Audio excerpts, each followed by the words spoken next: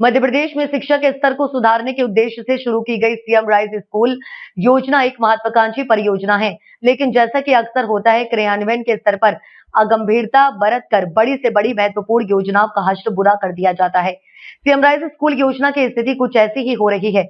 अभिभावक इस स्कूल में अपने बच्चों का एडमिशन तो करना चाहते हैं, लेकिन नियमों का हवाला देकर बच्चों को प्रवेश नहीं दिया जाता, जबकि जिले की माननीय की सिफारिश से नियम को ताक में रखकर सीएम राइज विद्यालय में प्रवेश दिए जा। लेकिन सवाल उस समय खड़ा हो गया जब रीवा शहर स्थित सीएम राइज पीके स्कूल में कक्षा 9वीं में छात्रा रुचि मिश्रा का नाम प्रवेश सूची प्रकाशित होने के बाद भी उसे प्रवेश नहीं दिया गया। छात्रा का कहना है कि उसके पिता दिव्यांग हैं, उसकी घरेलू स्थिति भी ठीक नहीं है, लेकिन वह पढ़ना चाहती है। सूची में नाम आने के बाद परिवार में खुशी का ठिकाना नहीं था, लेकिन जब विद्यालय ने यह कह दिया कि आप 3 किलोमीटर की दूरी पर आती हैं, आपको प्रवेश नहीं मिलेगा, तब से यह छात्र अपने परिवार के साथ कलेक्ट्रेट का चक्कर लगा रही है। प्रदेश के मुख्यमंत्री डॉक्टर मोहन यादव से भी ये छात्रा अपील कर रही हैं कि वह पढ़ना चाहती हैं, उसे प्रवेश दिलाइए, लेकिन अब उसकी कोई सुनने वाला नहीं है। सवाल यह है कि जब सूची में नाम आ गया तो अब छात्र को एडमिशन क्यों नहीं दिया जा रहा है।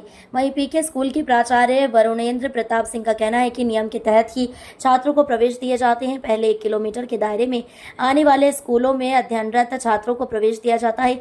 उसके बाद 3 किलोमीटर के क्षेत्र में आने वाले स्कूलों में पढ़ने वाले बच्चों को प्रवेश देने की प्रक्रिया है। हम नियम तहत ही कार्य कर रहे हैं, लेकिन सवाल यह है कि जब नियम के तहत सब कुछ हो रहा है तो फिर प्रवेश सूची में नाम आने के बाद छात्रा को एडमिशन क्यों नहीं दिया जा रहा है, उसका नाम सूची से क्यों काटा गया। कई ऐसे सवाल हैं जो प्रवेश विसंगतियां होने जैसी स्थिति दिखाई पड़ रही है।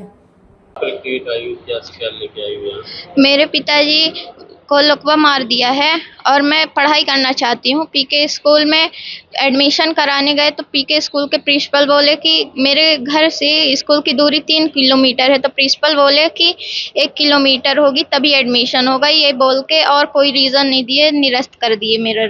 फॉर्म लिया था तो क्या इस तरह के आपको निर्देश दिए गए थे कि नहीं, ये नहीं बताया गया था।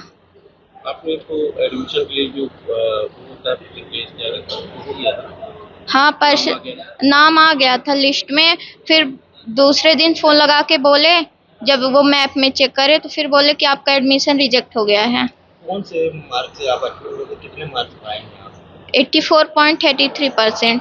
कहाँ पढ़ते थे आप? Jesus Christ school, new bus stand के पास। अभी आपने यहाँ कलेक्टर मैडम से मुलाकात की है? हाँ, अभी करे हैं। तो उन्होंने शिक्षा अधिकारी के पास वो कर दिया है, जाके मिलिए। तो आप क्या कहना चाहती हो, मुख्यमंत्री जी से क्या कहना चाहती हो? कि मेरा एडमिशन किया जाए और मेरी पढ़ाई आगे बढ़ाई जाए। किससे चाहती हो आप? मुख्यमंत्री जी से। नागेंद्र मिश्रा हैं, उनकी पुत्री हैं प्राची मिश्रा। वो पीके स्कूल में एडमिशन के लिए हमने फार्म भरवाया, इनका लिस्ट में नाम आ गया और 15 दिन बाद हमको जानकारी दिए मास्टर कि आपका फार्म जो है एडमिशन रिजेक्ट हो गया। हमने प्रिंसिपल से संपर्क बनाया, प्रिंसिपल बोले कि अपना जो है तो देखते रहना, एडमिशन करने का यहाँ कोई चांस नहीं है। 3 किलोमीटर अंतर्गत वाले को एडमिशन नहीं किया जाएगा। तो जो 46 सीटें हैं तो उस 46 सीटों क्या पीके स्कूल के पीछे हैं कि एडमिशन उनका होगा और 3 किलो अंतर्गत वाले को एडमिशन नहीं किया जाएगा। तो आप लिख के दे दिए कि हम एडमिशन नहीं करेंगे। और उनके पापा का जो है पैरालाइज है, 2 बार लकवा मार दिया, उनका आय का स्रोत है ही नहीं, तो किसी भाई का नहीं होता और बेटे जो है तो पिता का नहीं होता, तो कौन पढ़ाएगा लड़की का। और लड़की पढ़ने चाहती है कि हमने शासकीय स्कूल में पढ़े, प्राइवेट स्कूल पढ़ाने का औकात नहीं है। 50,000 रुपये फीस लगता है। अब कमाई धमाई तो कुछ है नहीं कि चलो हो गया, ठेला भी लायक नहीं है, वो तो सामने बैठे हैं पैरालाइज। यही समझा। मुख्यमंत्री शिवराज सिंह चौहान थे, अब उसके बाद मोहन यादव, वो लाडली को बहुत मानती थी शिवराज, अब मोहन आए हैं, तो क्या मोहन यादव को आप क्या संदेश देना चाहते हैं कि बच्चे हमारी पढ़े? तो हम तो वही जानकारी देंगे कि भैया हमारे प्राइवेट में पढ़ाने का औकात नहीं है, हमारे पास पैसा का आय का स्रोत नहीं है और पिताजी पैरालाइज हैं, तो मुख्यमंत्री द्वारा जो है तो हमको सूचित की जाए। जी, कलेक्टर के यहाँ हम आए हैं, कोई एक आवेदन दे दें, अपनी वाली प्रक्रिया हमने कर दे, उससे क्या हमको लाभ मिलता, तो जानकारी तो हमको देना चाहिए। क्या नाम है? हमारा आरती मिश्रा। बड़ी मैं बड़ी मम्मी। कितने लोग हमारे यहाँ जितनी सीट है उसके अलावा जितने आवेदन हैं वो सब वंचित होंगे हमारे विद्यालय से। हमारी सीमा है, आप देख सकते हैं सामने हमारे जो भवन है विद्यालय का, भवन पूरा डिसमेंटलिंग के फेज़ में है और नए भवन में जितने बड़े हॉल थे हमारे, वो सारे कमरे नए भवन के एरिया में आए, वो सारे डिसमेंटल हुए माननीय कलेक्टर महोदय के पिछले साल की अपेक्षा कैसे रिजल्ट पे भी हम बात करें, हम बिल्कुल हमारा देखिए ये भी बात आ जाए, आपने रिजल्ट का नाम लिया तो हमारी टीम ने सीएम राइज की जो टीम हमारे शिक्षकों की है, जब ये लोग यहाँ ज्वाइन किए तो हमें 10वीं का रिजल्ट मिला था 33%। हमारे पक्ष को भी रखिएगा आप ठीक से ये रिकॉर्डिंग हो रही होगी ये भी, तो 33% था। और उन्हीं परिस्थितियों में उसी भवन में उसी तरह की लैब और उसी तरह के कक्षाओं में हम लोगों ने उस रिजल्ट को 65.4 किया, लगभग डबल किया।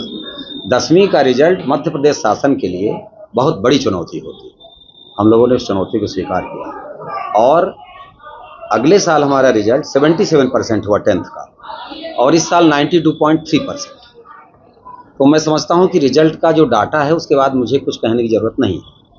और आज जबकि पूरा मैं चाहूँगा कि आप लोग ज़रूर भ्रमण करें, हमारे पास कमरों की बड़ी दिक्कत है, हम लोग 2 शिफ्ट में स्कूल चला रहे हैं। तो जिस तरह से बच्चों की पूरी एक्टिविटीज़, इसके बाद भी पढ़ाई के अलावा भी जो अन्य एक्टिविटीज़ होती हैं, हमारे बच्चे तब भी जा रहे हैं, प्रदेश में जा रहे हैं, नेशनल लेवल भी जा रहे हैं, इसके बाद भी, जबकि कोई जगह हमारे पास नहीं है, पर टीचर्स हमारे तब भी कोशिश कर रहे हैं। अब आप उस बच्ची के मामले को कैसे देखेंगे जो रो रही है?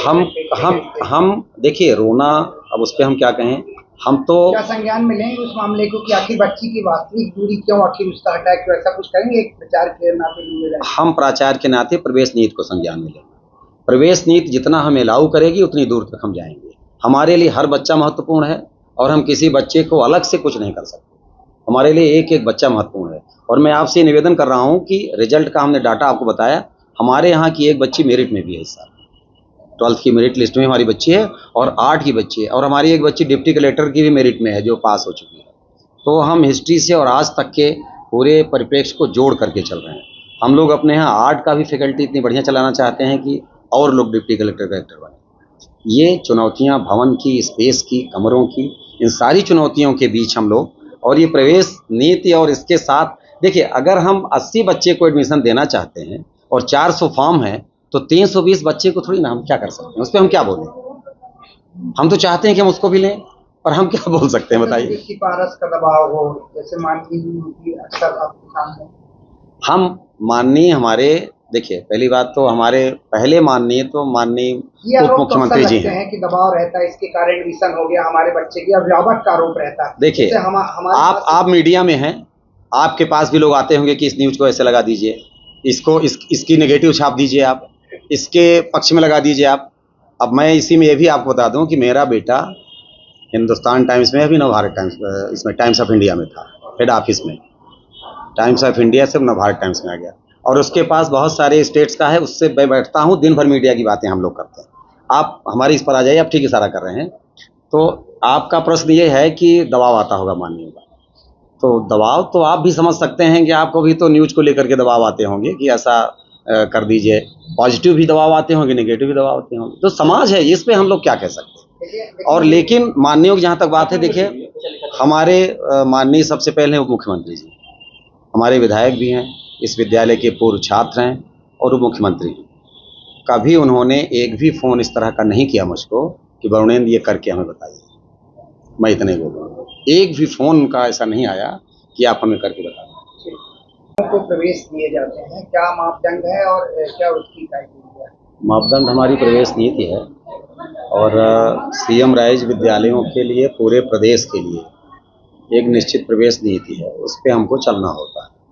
और उसमें बड़ा स्पष्ट ये है कि पहले तो शासकीय विद्यालयों के जो बच्चे आपके इच्छुक हों और उसके बाद प्राइवेट के बच्चों, लेकिन उसमें किलोमीटर का एक बंधन है कि पहले हम 1 किलोमीटर के बच्चे को देंगे प्रवेश, और उसका जो अध्ययनरत संस्था है वो हमारे विद्यालय से 1 किलोमीटर की दूरी पर जितने लोग होंगे उनको अलग छांटेंगे हम, 2 किलोमीटर पर जो है उसको छांटेंगे, 3 किलोमीटर पर उसको अलग छांटेंगे। 1 किलोमीटर में जितने बच्चे हमारे आ गए, बचती है सीट हम 2 किलोमीटर पर जाएंगे, फिर बचती है सीट तो हम 3 किलोमीटर जाएंगे, और अगर आवेदन अधिक हैं तो लॉटरी करेंगे, हम किसी को अपने से नहीं सेलेक्ट करेंगे, और जितने पे हमारी सीटें फिलअप हो गई उतने पे हम रुक जाएंगे। और इसके बाद हम एक निहायत टेम्परेरी सूची जारी करते हैं इस सूचना के साथ कि अगर आप सारी अर्हताएं पूरी करते हैं, इसमें जैसे एक अपार आईडी है, बिना उसके बोर्ड कोई काम नहीं करेगा, नामांकन नहीं देगा हमको, पेन नंबर होता है, टीसी, कई बार विद्यालयों से टीसी नहीं मिल पाती उनको, तो अगर ये सारी अर्हताएं वो पूरी करते हैं, जो अभिलेख और जो नियमानुसार उनका जो भी बिंदु है हमारे प्रवेश नीति के, अगर वो इसमें आते हैं तो हम उनको स्थायी प्रवेश दें। और अगर इसमें कोई कमी, उन्होंने गलत जानकारी दी हमको, दूरी की गलत जानकारी दी, या अभिलेख उनके पूरे नहीं है, टीसी नहीं मिली, तो हम उनके प्रवेश को मान्य नहीं कर पाते, क्योंकि हमें आगे उसी बच्चे का हित देखना पड़ता है। जैसे 9वीं का कोई बच्चा है तो उसका बोर्ड में नामांकन होना है, नामांकन में स्पष्ट निर्देश है बोर्ड की, बिना अपार आईडी के नामांकन नहीं हो, आईडी ही वही है, उसी से वो ट्रांसफ़र होगा हमारे। तो हम लोग जब देख लेते हैं कि हाँ ये बच्चे के सारे डॉक्यूमेंट्स हैं, उसके बाद उसके प्रवेश को हम स्थायी करते हैं। विसंगतियां हो सकती हैं इसमें जो आप कह रहे हैं? देखिए, विसंगतियों पे हम इसलिए बात नहीं करेंगे कि ये मध्य प्रदेश शासन की सीएम राइज सेल की प्रवेश नीति है, हम लोग उस पर प्रश्न नहीं खड़ा कर सकते। नहीं, विसंगतियों का मतलब ये है कि जो 1 किलोमीटर, 2 किलोमीटर, 3 किलोमीटर की जो पूरी एरिया है, उसका क्या सही ढंग से पालन हो रहा है कि नहीं, इसको लेके कैसे आप? हम लोग अपने स्तर से पूरा प्रयास कर रहे हैं कि नियम कायदे से हम लोग चलें। हम इस जिम्मेदारी को मान रहे हैं कि जहां हम लोग बैठे हुए हैं, ये शासन की बहुत महत्वाकांक्षी योजना है, और प्राइवेट स्कूलों के समानांतर हमको बेहतर एक व्यवस्था देनी है, और इसको लेकर के अभिभावकों में बहुत उत्साह है। हम उस जिम्मेदारी को समझ रहे हैं। दे दिया होगा, इस सब की क्या कितना दबाव रहता है? माननीयों का दबाव तो हम नहीं कहेंगे, और इस पे हम ज़्यादा बात नहीं करेंगे। हम अपनी प्रवेश नीति और व्यवस्था पर बात करेंगे। माननीय लोग हमसे बहुत ऊपर हैं, और उनको लेकर के हम कोई बात उसी पे आ रहे हैं। जैसे आपने कहा, जब कोई बच्चा आपके यहाँ एडमिशन लेने आता है, उस समय जब आप देखिए, दबाव तो सबसे अधिक हम जिस समाज में रहते हैं तो समाज से अलग तो है नहीं, तो समाज का हर कोई जिससे जुड़ा रहता है वो अपेक्षाएं रखता है, तो सामाजिक संबंध है अपनी जगह। हमारा तो दायित्व है, जो व्यवस्था सरकार ने दी है, जो प्रवेश नीति है। जहाँ तक आपने पूछा कि दूरी आप नहीं बताते हैं, दूरी हम क्या बताएंगे, दूरी तो बच्चा बताएगा। हम तो आवेदन पत्र देते हैं कि वो फिलअप करेगा, दूरी वो बताएगा, और गलत जानकारियाँ बहुत लोगों ने उसमें दी।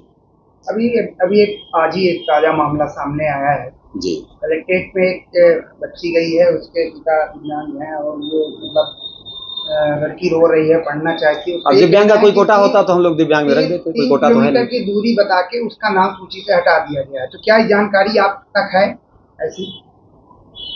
दूरी बता करके या ऐसा कुछ बना करके किसी को बाहर नहीं किया जाता है। दूरी, पहली बात तो आवेदन पत्र में अभिभावक दूरी बताता है, हम लोग उस दूरी को चेक करते हैं। अगर किसी ने 2 किलोमीटर लिखा हुआ है, लेकिन उसके विद्यालय का हमने गूगल से, जो भी हमारे पास तकनीक उपलब्ध है उससे हमने देखा, हमारे यहाँ ऐसे बहुत केसेज मिलेंगे, हम आपको दिखा सकते हैं कि कोई बच्चा चौराहा का है, उसने 2 किलोमीटर लिखा, 1 किलोमीटर लिखा, तो जाहिर सी बात है कि अगर हम चौराहा के बच्चे को दे करके और 1 किलोमीटर 2 किलोमीटर वाले को वंचित रखेंगे तो आप कल प्रश्न करेंगे हमसे, क्योंकि वो जानकारी में तो आएगा। तो इसलिए हम लोगों का तो केवल जो क्राइटेरिया है उसके अकॉर्डिंग चलना, दूरी हम लोग नहीं तय करते, दूरी तो बच्चे का विद्यालय तय करता है, बच्चे की मार्कशीट में नाम लिखा हुआ है। तो कितना पारदर्शिता के रूप में आप रखा है? हम लोग पूरी कोशिश कर रहे हैं, और ये सबसे बड़ी जो समस्या है हमारे साथ व्यक्तिगत, वो यही है कि हम पूरी कोशिश कर रहे हैं कि हमारी टीम और हम अच्छे से अच्छा प्रवेश की प्रक्रिया को करें।